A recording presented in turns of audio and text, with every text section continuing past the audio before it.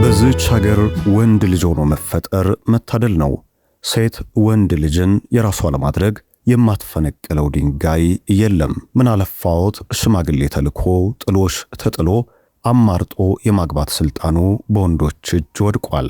ለሀገሬው ሴቶች ከአርሰናል ዋንጫ መብላት ህልም በላይ ኢትዮጵያን በዓለም ዋንጫ ከመመልከትም የላቀ ኔይማር 3 ባላንዶር ሰጥቶ ደስታውን ከማየትም እጥፍ የሆነ የትዳር አጋር ያልጋ ላይ ወጌሻ ማግኘት እጅጉኑ ይበልጣል። ሴቱ ለወንድ ሲፋጅ መመልከት በሀገሬው የሚስተዋል የየዕለት ጉዳይ ነው። የምድራችን መዳረሻ የወንዶችም ማረፊያ የአዳም ዘር ከኖረ ይኑርባት የምትባል የምድራችን የአዳሞች ፈርጥ ተብላ የምትሰየም በፍቅር የተሞላች ደሴት ይሏታል እቺን ሀገር። እስቲ ዛሬ በምናባችን ወደ አንዲት ምህታታዊ ምድር እንጓዛለን። ጎዳኖቿ በታሪካዊና ጥንታዊ ሕንፃዎች ያጌጡ ሲሆኑ አየሯ በፓይን ዛፎች መዓዛ የታወዱና በመንገዶቿም ላይ የሚራመዱ ሴቶች ሁሉ ልክ ከፋሽን መጽሔት ገጽ የወጡ የሚመስሉ አስደናቂ ውቦችና ቆንጆ እንስቶች የተሞላች ሀገር ናት። ማብለው ገመቱ ወዳጆቻችን፣ ተመልካቾቻችን፣ ግምቶ እንዲህ ከሆነ ልክ ኖት። ይቺ ሀገር ላቲቪያ ትባላለች። በሰሜን አውሮፓ የምትገኝ የውበት ማማ ናት። ነገር ግን ከዚህ አስደናቂ ውበት ጀርባ በዓለም ላይ ካሉ እጅግ ልብ የሚሰብሩ የማህበራዊ ቀውሶች አንዱ ተደብቆ ይገኝባታል። በዚች ሀገር ውስጥ መኖር ለሴቶች የሚሰጠው ትርጉም ከሌላው ዓለም ፍጹም የተለየ ነው። ምክንያቱም እዚህ ምድር ላይ ተፈጥሮ ውበትን አድሎ የሰጣቸው ቆንጆ ሴቶች በሕይወታቸው ትልቁና ከባዱ ጦርነት እየተዋጉ ይገኛሉ። ያ የሕይወት ጦርነትና የሕይወት ፈተና ደግሞ የሚወዱትና ሕይወታቸውን የሚያረጋጉላቸውን የወንድ አጣማሪዎቻቸውን የማግኘት ግዙፍ ጦርነት ነው። የአውሮፓ ሕብረት መረጃዎችን ብንመለከት አስደንጋጭ እውነታን እናገኛለን። ላቲቪያ በዓለም ላይ ከፍተኛ የጾታ አለመመጣጠን ካለባቸው ሀገራት ግንባር ቀደምቷ እንደሆነች ይነገራል። በአገሪቱ ከወንድ ይልቅ የሴቶች ቁጥር በ15 በመቶ እንደሚበልጥ ይነገራል። ይህ ማለት በሚሊዮን የሚቆጠሩ ውብ ሴቶች የትዳር አጋር ሳያገኙ በብቸኝነት ለመኖር ተገደዋል ማለት ነው። በአንዳንድ የዕድሜ ክልሎች ለአንድ ወንድ 8 እና 9 ሴት የሚደርስበት አስገራሚ ማህበረሰቦች እንዳሉም ይነገራል። ይህ እውነታ ላቲቪያ ለወንድ ምድራዊ ገነት፣ ለሴት ደግሞ የብቸኝነት እስር ቤትም ያደርጋታል ይላሉ ብዙዎች። የላቲቪያ ጉብኝታችንን ከሀገሪቱ አስደናቂ ውበት ስንጀምር ወደ ላቲቪያ ዋና ከተማ ራጋ ጎራ ካሉ በካፌዎቿ በሬስቶራንቶቿና በቢሮዎቿ ውስጥ የሚያገኟቸው ሰራተኞች ተጠቃሚዎች በአብዛኛው ሴቶች ብቻ ናቸው። እጅግ ውብ የሆኑ የላቲቪያ ሴቶች አማካኝ ቁመታቸው ሜትር ከ70 ሲሆን በዓለም ረጅሙን የሴቶች ቁመት ደረጃም ይዟል ይባላል። ረጅም ቁመት፣ ሰማያዊ ወይም አረንጓዴ አይኖች፣ እንከን የለሽ ቆዳዎች፣ ይህ ሁሉ ተፈጥሯዊ ስጦታ ያላቸው ግን አብዛኞቹ ምሽቱን የሚያሳልፉት ብቸኝነት በከበበው ባዶ ቤት ውስጥ ነው። ታዲያ ይህ ለምን ሆነ? ወንዶቹ የጠፉ? ጥያቄውን እንመልስሎታለን። የዚህ የወንዶች እጥረት ታሪካዊ፣ ማህበራዊ ምክንያቶች ጥልቅ ናቸው ይባላል። በመጀመሪያ ደረጃ ላቲቪያ በሁለተኛው የዓለም ጦርነትና በሶቪየት ህብረት አገዛዝ ወቅት ከፍተኛ ቁጥር ያለው የወንድ ህዝቧን አጥታለች። በናዚ ጀርመንና በሶቪየት ቀይ ጦር መካከል በተደረገው አስከፊ ጦርነቶች ውስጥ በሚሊዮን የሚቆጠሩ የላቲቪያ ወጣቶች ሕይወታቸውን አጥተዋል። ነገር ግን ችግሩ በታሪክ ብቻ አያበቃም። ዛሬ ድረስ በላቲቪያ የሚኖሩ ወንዶች ከአልኮል፣ ከሲጋራና ከከፍተኛ የአእምሮ ውጥረት ጋር በተያያዘ የህይወት ዘመናቸው እጅግ አጭር እንደሆነ ይነገራል። ወንዶች በአማካኝ በ69 ዓመታቸው ሲሞቱ፣ ሴቶች ግን እስከ 80 ዓመት ይኖራሉ። ከዚህም በላይ የወጣትነት ዕድሜ ላይ የሚገኙ በርካታ ወንዶች የተሻለ ሥራ ፍለጋ ወደ ሌሎች የአውሮፓ ሀገራት ይሰደዳሉ። ይህም በአገሪቱ ውስጥ ለትዳር የሚሆኑ ብቁ ወንዶች ቁጥር እጅግ በጣም እንዲቀንስ አድርጎታል። ሴቶቹም እጅግ እየተቸገሩ መሆኑ ይነገራል። በዚሁ ምክንያት ማለት ነው። ይህ የወንዶች እጥረት በአገሪቱ ውስጥ አንድ እጅግ አስገራሚና እንግዳ የሆነ የንግድ ዘርፍ ፈጥሯል። ይህ የንግድ ዘርፍ ባል በሰዓት ወይም ደግሞ በፈረንጆቹ አጠራር husband for hour ተብሎ ይጠራል። እጅግ የሚያስገርም ነው። ባሎች በሰዓት ብቻ ባል የሚሆኑባት ሀገር መሆኗንም እየጠቀሰልን ነው መረጃው። አዎ ያልኳችሁ ትክክል ነው። በትክክል ሰምታችሁኛል። በላቲቪያ የሚኖሩ ሴቶች በቤታቸው ውስጥ የወንድ እገዛ ሲፈልጉ አልፎ ተርፎ ብቸኝነት የሚያስወግድላቸው አብሯቸው የሚያወራ ከባድ ዕቃዎችን የሚያነሳላቸው ወይም ደግሞ በቤት ውስጥ ያሉትን የተበላሹ ነገሮች የሚጠግኑላቸው ወንድ በሰዓት እየከፈሉ ይከራያሉ፣ ወንድ ይዋዋሳሉ። እንደ ኮማንድ 24 እና ሬሞንት ዳርቤ ያሉ ድርጅቶች ይህን አገልግሎት በይፋ በአገር ውስጥ የሚሰጡ ሀገር በቀል ባል አቅራቢ ድርጅቶች ናቸው። እነዚህ ድርጅቶች የሚያቀርቧቸው ወንዶች ወርቃማ እጅ ያላቸው ወንዶች ብለው ይጠሯቸዋል። ምንም እንኳን ዋና አገልግሎታቸው ለቴክኒክና ለቤት ውስጥ ስራዎች የተቋቋሙ ቢሆኑም ከዚህ በስተጀርባ ያለ ማህበራዊ እውነት ግን የላቲቪያ ሴቶች በህይወታቸው ውስጥ የወንድ ጥላ መናፈቃቸውን የሚያሳይ ነው። ብዙዎቹ ሴቶች እነዚህ ወንዶች የሚቀጥሩት ስራ ለማሰራት ብቻ ሳይሆን ላፍታም ቢሆን ቤታቸው ውስጥ የወንድ ድምፅ ለመስማትና የብቸኝነት ስሜታቸውን ለማጋራት እንደሆነ ይነገራል። በዓለም ላይ እጅግ ውብ የተባሉ ሴቶች ለአንድ ወንድ መኖር እና ለደቂቃዎች ወዳጅነት ገንዘብ የሚከፍሉባት ብቸኛ ሀገር ብትባል ላቲቪያ ማጋነን የሚሆን አይደለም። ይህ እውነት እንደ ኢትዮጵያ ላሉ ከዚህ ተጉዞ ላቲቪያ ለሚሄዱና ለሌሎች ሀገር ወንዶች ምን ትርጉም አለው? ለማንኛውም የውጭ ሀገር ወንድ ወደ ላቲቪያ መጓዝ ማለት ልክ እንደ አንድ ታዋቂ የሆሊውድ ኮከብ የመታየት ያህል ነው። እዚህ ሀገር ውስጥ ወንዶች እጅግ በጣም ይፈለጋሉ፣ ይከበራሉ፣ እንዲሁም በሴቶች ትልቅ ትኩረት ይሰጣቸዋል። በሌሎች ሀገራት ወንዶች ሴቶችን ለማግኘትና ቀናቸውን ለማሳመር ብዙ መልፋት ቢኖርባቸውም በላቲቪያ ግን ነገሩ የተገላቢጦሽ ነው። ሴቶቹ ራሳቸው ወንዶችን ለማሳወቅና ግንኙነት ለመጀመር የመጀመሪያውን እርምጃ ይወስዳሉ። የላቲቪያ ሴቶች ውበታቸው ብቻ ሳይሆን ባህላቸውም እጅግ ማራኪ መሆኑ ይነገራል። እንደ ሀገሬ ወንዱ ደፈር ብሎ ሴቷ ስነ ስርዓት ጠብቃ ወንዱ እስከሚጀነጅናት በወጣቶች ቋንቋ የምትጠብቅ ሀገር አይደለችም። ሴቶቹ ወንዶቹን መጥተው ይጀነጀናሉ፣ ስልክም ይቀበላሉ እንደማለት ነው በሀገራችን ቋንቋ። ነገር ግን ለቤተሰብ ሴቶች ያላቸው ታማኝነት እጅግ ከፍተኛ ነው። ለትዳር አጋራቸው ትልቅ ክብርና ፍቅር ይሰጣሉ። የውጭ ሀገር ወንዶችን የሚወዱ የተለየ አመለካከትና የተሻለ የህይወት አኗኗር ይዘው ይመጣሉ ብለው ስለሚያምኑ ነው ይባላል።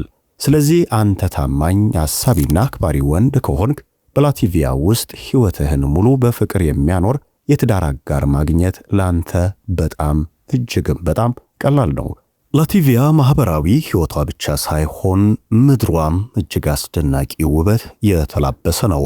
ዋና ከተማዋና መናገሻዋ ሪጋ የሰሜን አውሮፓ የባህል የጥበብ ማዕከል ናት። በዩኔስኮ የዓለም ቅርስነት የተመዘገበው የከተማዋ ጥንታዊ ክፍል ጠባብ የድንጋይ ንጣፍ መንገዶችና የመካከለኛው ዘመን ቤተ መንግስቶች ልክ በተረት መጽሐፍ ውስጥ የምትጓዙ ያህል ስሜትን ይፈጥራሉ። ከሪጋ ወጣ ብሎ ደግሞ ዮርማል የምትባል ውብ የባህር ዳርቻ ከተማ ትገኛለች። የነጭ አሸዋ የባህር ዳርቻዎቿና በፓይል ዛፎች የተከበቡት የእንጨት ቪላዎቿ ለመዝናኛ ወደር የሌላቸው መዳረሻዎች ናቸው። ስለ ላቲቪያ ስናወራ ደግሞ ልዩና አስገራሚ የአመጋገብ ባህሏን ሳናነሳ ማለፍ አንችልም። የላቲቪያ የምግብ ከተፈጥሮ ጋር የተቆራኘ ነው። የአገሪቱ ኩራት የሆነው የሬይ ዳቦ በሁሉም ማዕድ ላይ የማይጠፋ ጥቁር ከበድ ያለ እጅግ ጣፋጭ ዳቦ ነው። ብሔራዊ ምግባቸው ደግሞ ግራጫ አተር ከስጋ ጋር ይበላል። ይህ የምግብ ይዘትም በተለይ በክረምት ወቅት ሰውነትን ለማሞቅ የሚበላ እጅግ ተወዳጅ የሆነ ባህላዊ ምግቧ ነው። ሴቶቿም ይህንን ከበሉ በኋላ ወንድ የመፈለግ አምሮታቸው ይበልጥ እንደሚጨምር ይነገራል። ለጣፋጭ ምግቦቿ ማሳረጊያ ደግሞ ከ1752 ጀምሮ በሚስጥር የተቀመሙና ከ24 የተለያዩ እጾች የተሰራውን ታዋቂ የሪጋ ብላክ ባልሳም የተባለውን መጠጥ ይጋብዞታል። ይህም መጠጥ ለጤናው እጅግ ጠቃሚ እንደሆነ ይነገራል። ባህላቸውም ለኢትዮጵያ እጅግ እንደሚቀርብና በግብዣዎችም እንደሚተዋወቁ ይነገራል። ላቲቪያን ከኢትዮጵያ የሚለያት ሴቶቿ እጅግ ወንድ የሚናፍቁና የትዳር ሕይወታቸውንም ለማሳመር የሚዳክሩ መሆናቸው ብቻ ነው ብሎ መደምደም ይቻላል። ወደ አገራችን ትዝብት ስንመለስ በተለይም ደግሞ ከቅርብ ዓመታት ወዲህ ባል ሚስቱን የራሱ ለማድረግ ወደ ቤተሰቧ በርከት ያለ ገንዘብ፣ ስጦታዎችን፣ ወርቆችን እንዲሁም ደግሞ አለፍ ሲል መኪናም ሲሰጥ ተመልክተናል። በኢትዮጵያ አንዲትን ቆንጆ አጭቶ ከቤተሰቧም ይሁንታ ተቀብሎ የራስ ማድረግ እጅግ አዳጋች እንደሆነ ይነገራል።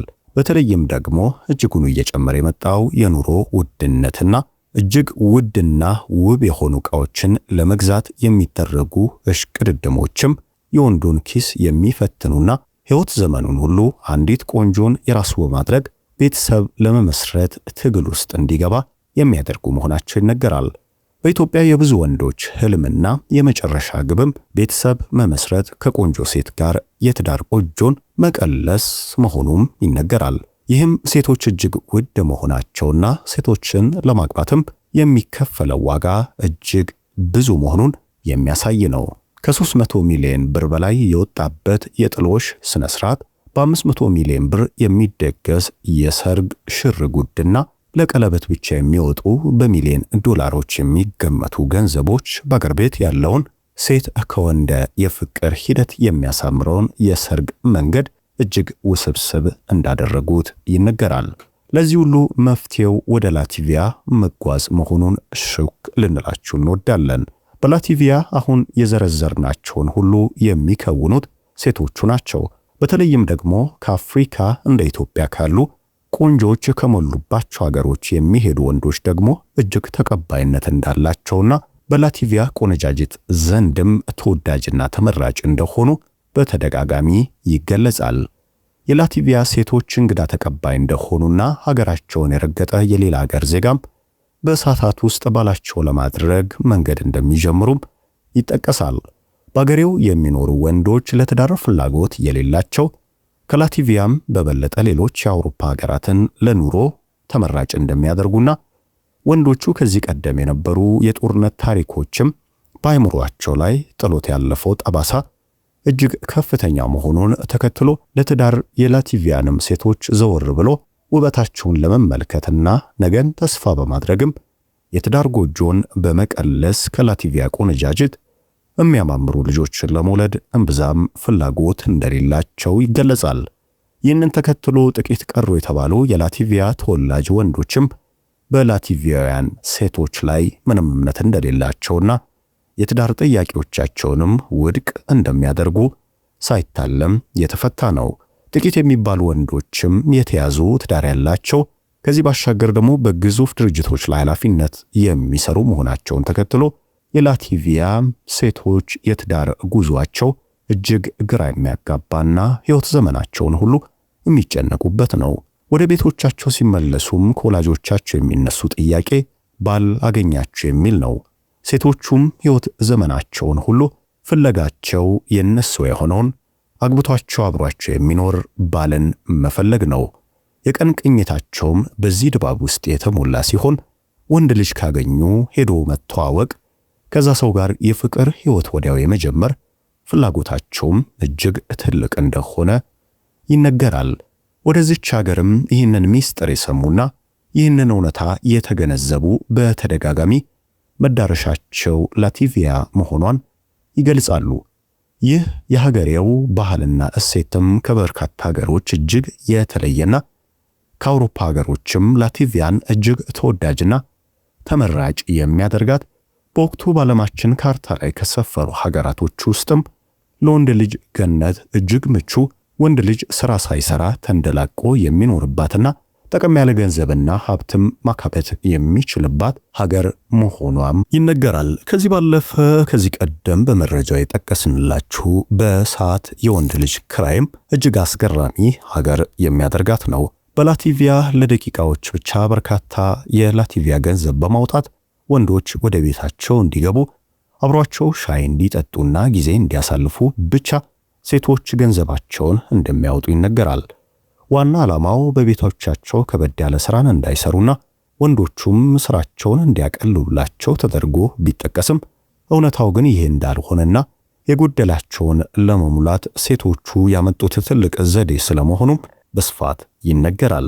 የላቲቪያ ሴቶች በዚህ መልኩ በጭንቀት ሕይወት ከፈጠረችባቸው ሌላ ጦርነት ከዚህ ቀደም በታሪክ ከተመዘገበው ጦርነት ባሻገር በአእምሮ ብስለትን የሚጠይቅ ሕይወትን የሚፈትንና ለመልስም የሚከብደውን ይህንን ተራራ የሆነ ሐሳብ በአሸናፊነት ለመወጣት በሕይወታቸው ትልቁን መስዋዕትነት እንደሚከፍሉም ይነገራል። ጥቂት ሴቶች ብቻ እጅግ የተደላደለና ተወዳጅ የሆነ የትዳር ጎጆን ለመቀለስም እንደሚታደሉና አብዛኛው የላቲቪያ ቆነጃጅትም ከወንድ ጋር ምንም አይነት ግንኙነት ሳይኖራቸው የሕይወት ዘመናቸው እንደሚቋጭ ወጣትነታቸውን ሽምግልናቸውንም በብቸኝነት ሕይወት እንደሚኖሩት ይነገራል።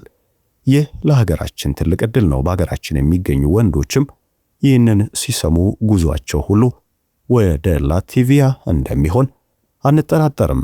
እንግዲህ ሁሉ አስደናቂ ታሪክ ከሰማችሁ በኋላ ወደዚች ሀገር አስገራሚ ወደ ሆነችም ምድር መግባት ይቻላል ብላችሁ መጠየቃችሁ አይቀሬ ነው። ላቲቪያ የአውሮፓ ህብረትና የሻንጋይ ቀጠና አባል ሀገር ናት። ወደዚች ሀገር ለመግባት ጥቂት አስተማማኝ መንገዶች አሉ። ብዙ አለመሆናቸውና መግቢያው እጅግ ጠባብ እንደሆነ ይነገራል። አንደኛውና ቀላሉ መንገድ በትምህርት ወይም በስቱደንት ቪዛ መሄድ ነው።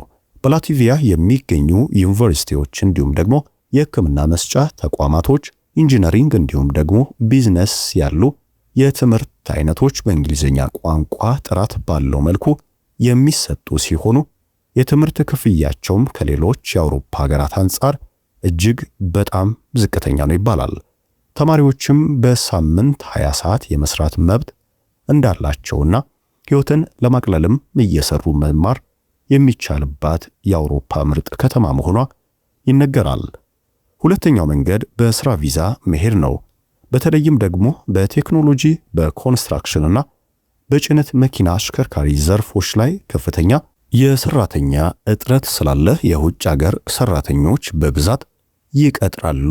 በላቲቪያም በእነዚህ ሁለት ዘርፎች ወደ ላቲቪያ በመግባት ትምህርት መማር፣ ከዚህ ባሻገር ደግሞ ግዙፍ በሆኑና አስገራሚ ቴክኖሎጂን በተላበሱ ድርጅቶቿ ላይ ተቀጥሮ የመስራት ታለፍ ሲልም ደግሞ የላቲቪያን ቆንጆ በማግባት ላቲቪያዊ የሆነ ሕይወትን መኖር እንደሚቻል ይነገራል። በተጨማሪም ላቲቪያ አሁን ላይ የዲጂታል ኖማድ ቪዛ ማቅረብ ጀምራለች። በኢንተርኔት አማካኝነት በሩቅ ሆኖ መስራት ለሚችሉ ባለሙያዎች ይህ ቪዛ እጅግ ምቹ ነው ይባላል። በላቲቪያ ለመኖርና በየቀኑ ሕይወትን ለመግፋትም የኑሮ ወጪ ከሌላ የምዕራብ አውሮፓ ሀገራት አንጻር በጣም መካከለኛ በመሆኑ በቀላሉ ሰርቶ ሀገሪቷ ላይ ለመኖር ራስን ለመለወጥም ትልቅ ዕድልን የምትሰጥና በተለይም እንደ አፍሪካ ካሉ ሀገራት ለሚሄዱ ወጣቶችም ራሳቸውን ለመቀየርና በሀገራቸውም ትልቅ ራዕይን ለማሳካት ዕድል እጅግ ይዛ የምትጠብቅ ሀገር መሆኗም ይነገራል። የጉዞ መንገዶችን በማጣራትና ሀገሪቷ ያለችበትን ወቅታዊ ሁኔታም በደንብ በመፈተሽ ከዚህ ባሻገር ደግሞ ቋንቋን በማሳደግና ላቲቪያ በመሄድ ምን ላደርግ እችላለሁ የሚለውን ዕቅድ በማውጣት ወደዚች ውብ የፍቅር ደሴትና ለወንድ ልጅ ተስማሚና ለኑሮ ምቹ ወንድ ልጅ በቀላሉ የትዳር አጋሩንም ወደሚያገኝባት የምድራችን ብቸኛ ከተማ ቢያመሩ እጅግ ድንቅ የሆነ ሕይወትን ሊገፉ እንደሚችሉ እኛም እንነግሮታለን። ውድ ተመልካቾቻችን የውበት ማማ የብቸኝነት እስር ቤት ወይስ ለአዳም ዘር በሙሉ የተዘጋጀች ድብቅ ገነት? ላቲቪያ በምን መልኩ ተመለከታችኋት? አስተያየታችሁን፣ ሐሳባችሁን በኮሜንት መስጫው ላይ እንድታደርሱን በትህትና እንጠይቃለን። ይህ ቪዲዮ ከወደዳችሁት ላይክ በማድረግና ለጓደኞቻችሁም በማጋራት እንድታደርሱ፣ ለዚህ ቻናል ደግሞ አዲስ ከሆናችሁ ሰብስክራይብ እንድታደርጉ፣ አዳዲስ መረጃዎች ደግሞ እንዲደርሷችሁ በየሳምንቱ የምንለቃቸውም እጅግ አስገራሚ የዓለም እውነታዎችን ያጠቃለሉ መረጃዎችም ቀድመው በእናንተ ማህደር እንዲገኙ የደውል ምልክቱን እንድትጫኑ በትህትና እንጠይቃለን። እስከሚቀጥለው ቪዲዮ ድረስ ሰላም ለእናንተ ይሁን እያለን የዛሬውን በዚሁ አበቃን። ሰላም እንደ ምድር አሸዋ ይብዛላችሁ። ከልብ እናመሰግናለን።